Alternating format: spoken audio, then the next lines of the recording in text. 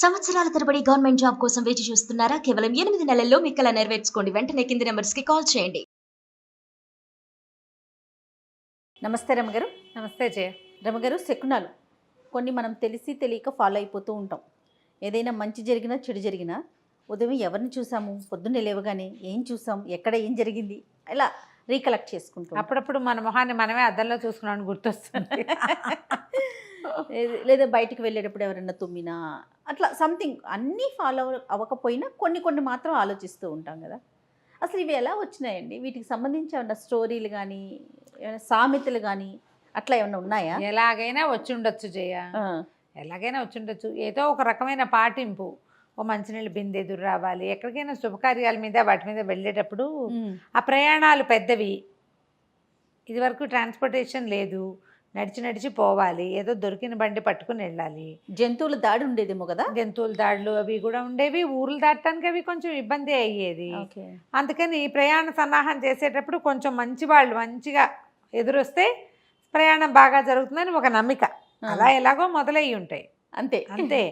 అందులో ఏం చేస్తాం మనం, ఈ పిల్లి ఎదురొస్తే అదని, కాక ఎదురొస్తే ఇదని, మంచినీళ్ళు బిందె వస్తే, ముత్తైదు వస్తే, బ్రాహ్మడు వస్తే, ఒంటి బ్రాహ్మడు శకునం మంచిది కాదు. అవును, మన ఇష్టం. ఎన్నో క్రియేట్ చేసుకో. బోల్డ్ అని క్రియేషన్ అంటే ముందు నుంచి ఉన్నవే, కొత్తవి క్రియేట్ చేసుకోము మనము. ఇవి కాకుండా పొద్దున్న ఎవరైనా ఎదురుపడ్డారు, అప్పుడు పెట్టిన సందర్భం వేరే ఉండొచ్చు.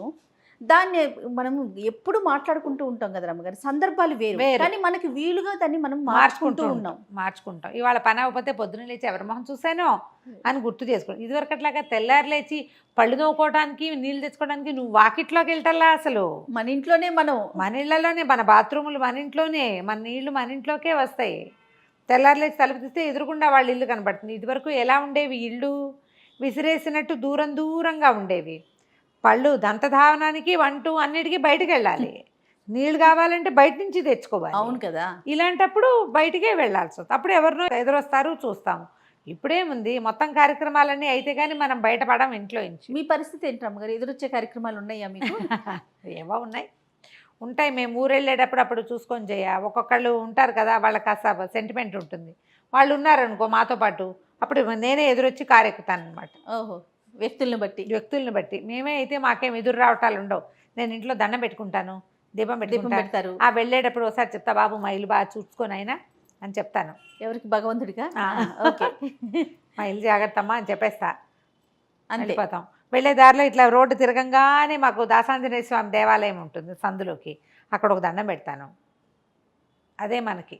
గుడివైపు చూడకపోతే కుదరదు నాకు, మాటల్లో పన్ను. గుడి వచ్చేదాకా ఆపదామ పడతారని చదువుకుంటా.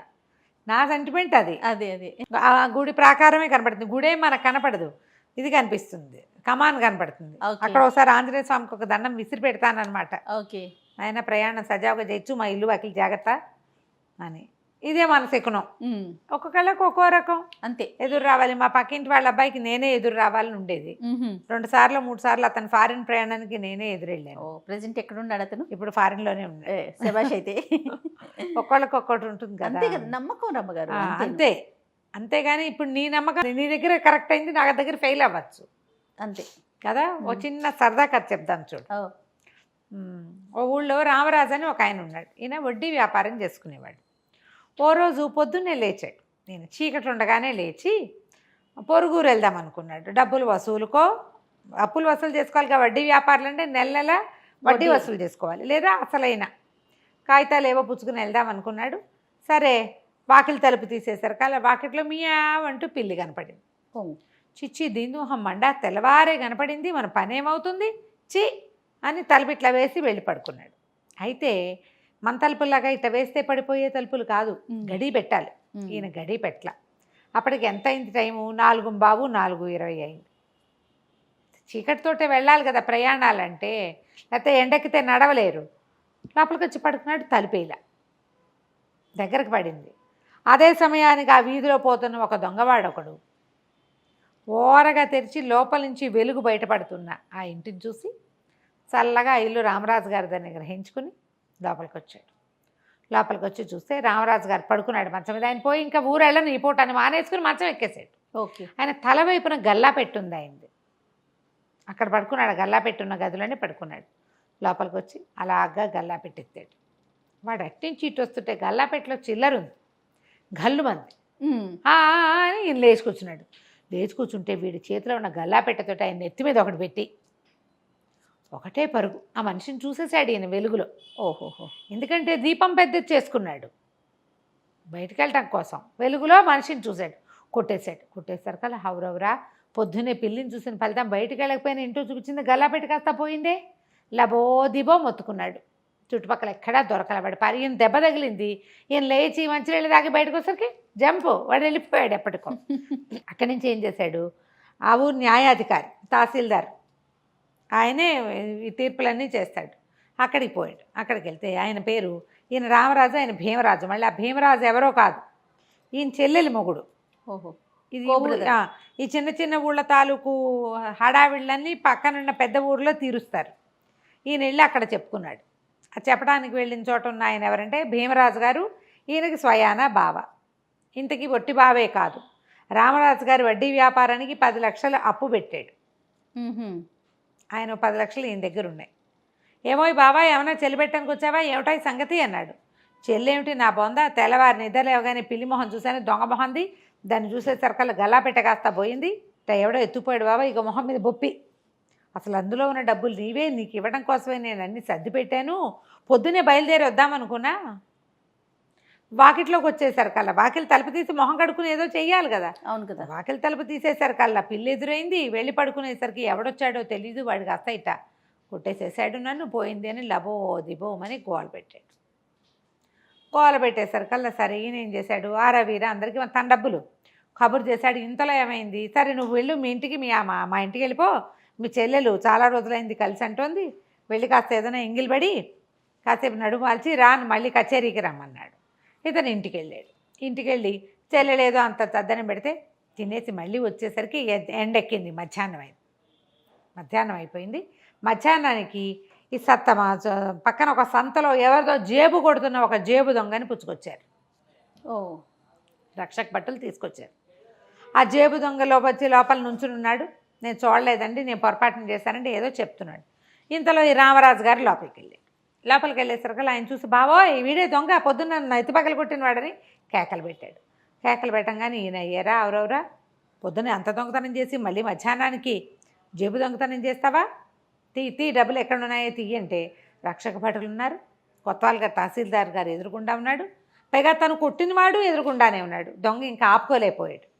కాదని ఓటరీ ఆయన లేకపోతే ఏమయ్యేది కాదు, జేబు దొంగతనంతో పోయేది. ఇప్పుడు గల్లాపెట్టి దొంగతనం, ఇంట్లో జరబడిన దొంగతనం నెత్తి మీద పడింది.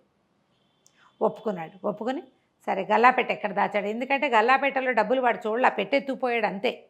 కొన్నాళ్ళు అవి దాచిపెడతారు. చాలామంది దొంగలు అదే పని చేస్తారు, వస్తువు కొట్టేసి వెంటనే వాడరు, వాటిని దాచేస్తారు. తెలివి తక్కువ పిచ్చి వెధవలు వెంటనే అమ్మకంలో పెడతారు. మెచ్యూర్ దొంగలు పట్టుబడిపోతారు వాళ్ళు. తెలివిగల పురాతన దొంగలు ఏం చేస్తారు, దొంగతనం చేసిన వస్తువుని పైకి రాకుండా కప్పెట్టేస్తారు. జనం దాన్ని మర్చిపోయాక తీస్తారు బయటికి. అవును, మనం చాలా చూస్తాం ఇలాంటివి. 20 ఏళ్ల క్రితం పాటి పెట్టింది దొరికింది అని వీడు ఎక్కడో దాపెట్టాడు. ఆ సాక చెప్పాడు. చెప్పంగానే ఇక రక్షక భటులతో పాటు బి రామరాజు కూడా పోయాడు. ఆ పెట్టె నాదే అన్నాడు. పొద్దున ఏం చెప్పాడు, గల్లాపెట్టెలో డబ్బులు దాచాను, ఆ డబ్బు నీకు ఇవ్వడానికే అన్నాడు. ఆ డబ్బు తీసుకొచ్చి సరుకు ఇక్కడ అప్పచెప్పాలి కదా. ఈ తహసీల్దార్ గారి దగ్గర అప్పచెప్తే పెట్టె తెరిచేసరికల్లా 10 లక్షల సొమ్ము ఇంకా చిల్లర ఉంది. తహసీల్దార్ గారు తన 10 లక్షలు తను లెక్కబెట్టి తీసుకున్నాడు. ఈయన నెత్తి తడుకుంటూ ఏం చెప్పాడంటే, పొద్దున్నే పిల్లి మొహం దాని మొహం చూసేసరికల్లా ఇంత దెబ్బ తగిలింది, డబ్బులు పోయింది, కానీ నువ్వు భలే ఘటికుడు బావా, 2 గంటల్లోనే సంపాదించేసావు, పట్టేసావు దొంగనంటే. సరే ఈయన అన్నాడు తహసీల్దార్ గారు, బావా నే కూడా పొద్దున్న పిల్లి మొహమే చూశాను పొద్దున్నే, నువ్వు పోయింది అంటున్నావు, నాకు వచ్చింది చూడు, బాకీ వసూలైపోయింది, పాత బాకీ వసూలైపోయింది. 2 ఏళ్ళ నుంచి వడ్డీ ఇస్తున్నావా, ఇవాళ అసలు వసూలు అయిందంటే మహాలక్ష్మి ఇంటికి వచ్చింది, పిల్లి ఎదురవటం వల్లే మహాలక్ష్మి ఎదురొచ్చింది. ఈయన గొంతులో డక్కుపడింది. ఈయనకి డబ్బు ఇవ్వడం ఏమి ఇష్టం లేదు ఇప్పుడు. అదేలే మహా అయితే కొంచెం చెల్లు పెట్టేవాడు, ఉన్న 10 ఇచ్చేయవలసి వచ్చింది. సరే ఇంకా ఊరుకున్నాడు మాట్లాడకుండా. సరే చెల్లెలింటో రాత్రి భోజనం చేసి పడుకుని సణుక్కుంటూనే ఆ ఇచ్చేయాల్సి వచ్చిందని ఇక ఉన్నవి ఆల్రెడీ కొన్ని బాకీలు బయట ఇచ్చున్నాడు. ఆ డబ్బుతో తన కథ నడుస్తుందన్నమాట. సణుక్కుంటూ ఇల్లు చేరాడు. ఈయన ఇంటికి వెళ్ళిపోయాడు. మధ్యాహ్నానికి పక్కింటి ఆయన ఎదురొచ్చాడు. ఆయన అదోలా ఉన్నాడు. ఏమిటా గోపాలం అలా ఉన్నామంటే ఏం చెప్పనండి, పెంపుడు పిల్లి పిచ్చిముండ పొద్దున్నే ఎవరి మొహం చూసిందో నిన్న సాయంత్రం చచ్చిపోయిందండి అని అన్నాడు. ఈయన ఉలిక్కిపడ్డాడు. ఆ దొంగ కూడా ఇదే మాట చెప్పాడు, పొద్దున్నే పిల్లి ఎదురొచ్చింది అందుకే నేను పట్టుబడిపోయాను అని. ఇప్పుడు ఎదురొచ్చిన పిల్లి ఎవరెవరికి ఎదురొచ్చింది? మొదట రామరాజుకి ఎదురొచ్చింది. అవును. రామరాజుకి డబ్బు పోలేదు, అప్పు తీరిపోయింది, మొదట పోయి దెబ్బలు తగిలినప్పటికీ. అదే పిల్లి దొంగకి ఎదురొచ్చింది, వాడు పట్టుబడిపోయాడు. ఆ పిల్లి కాస్త పైకి వెళ్ళిపోయింది. పిల్లి ఎదురొచ్చిన భీమరాజు గారికి ఆయన పాత బాకీ వసూలైపోయింది. పైగా దొంగని 2 గంటల్లో పట్టుకున్న క్రెడిట్ కూడా వచ్చింది. శకునంలో ఏమైనా ఉందా? ఒక్కొక్కరికి ఒక్కో విధం. అదే ప్రధానమైనది ఏంటి, ఈయనకి బాకీ తీర్చే రోజు వచ్చింది, వాడికి పట్టుబడే రోజు వచ్చింది, ఆయనకి డబ్బు వచ్చే రోజు వచ్చింది, దానికి కాలం చెల్లిపోయింది, చచ్చే రోజు వచ్చింది. ఎవరో ఎదురొచ్చారు పొద్దున్నే దానికి, అందుకని పోయింది. అంతే. ఎవరి మొహం చూసిందో పిచ్చిముంటే చచ్చిపోయింది అన్నాడు. అనగానే ఈయన ఉలిక్కిపడ్డాడు, నా మొహమేగా చూసింది అది. అయ్యో రామా అనుకున్నాడు. ఇంకెప్పుడు చిచ్చి సెకండ్ పాటించకూడదు, నా దారిని నేను ఊరు ప్రయాణం అయ్యి ఉంటే ఇదేవి నా డబ్బు ఇప్పుడు అప్పు తీర్చాల్సిన అవసరం ఉండేది కదా, ఇంకా కొన్నాళ్ళు నడిచేది కదా.